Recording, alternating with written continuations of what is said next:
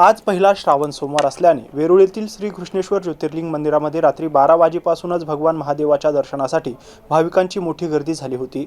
यावेळी मंदिर प्रशासन आणि पोलीस प्रशासनाच्या वतीने दर्शन सुरळीत पार पडावे यासाठी योग्य नियोजन करण्यात आले होते।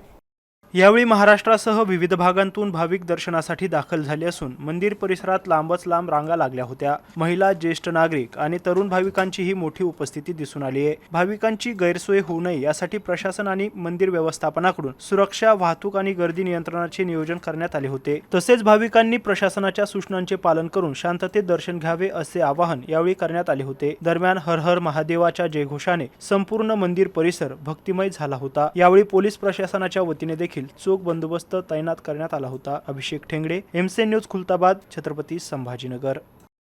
भाविकांसाठी बाहेर बॅरिकेटिंग केलेली आहे, सुलभ दर्शन व्हावा यासाठी वॉटरप्रूफ शेड केलेले आहे। यावेळेस भाविकांची गर्दी बघता आपण गावकऱ्यांसाठी 8 वाजेपर्यंत दर्शन खुले केले होते, जेणेकरून भाविक बाहेरून येणारे भाविक आणि गावकरी यांच्यामध्ये काही गच्चा होऊ नये यासाठी आपण एक गावकरी गेट वेगळे केले होते। त्यामुळे भाविकांना दर्शनाला कुठली अडचण येत नाही। मंदिर प्रशासनाच्या वतीने जवळजवळ 60 सुरक्षा रक्षक आहेत। पोलीस प्रशासनाच्या वतीने मोठा बंदोबस्त या ठिकाणी देण्यात आलेला आहे। भाविकांच्या सुरक्षेच्या दृष्टिकोनातून बाहेर विविध भाविकांतर्फे, वेगवेगळ्या संस्थांतर्फे भाविकांसाठी फराळाची, चहा पाण्याची सोय करण्यात आलेली आहे। किती वाजता झाली होती? आज पहिला श्रावण सोमवार असल्याने रात्री 12 वाजेपासूनच भगवान महादेवाच्या दर्शनासाठी भाविकांची मोठी गर्दी बघायला मिळत आहे। श्रावण महिन्यातील पहिला सोमवारला भगवान घृष्णेश्वराच्या दर्शनाला विशेष महत्त्व आहे।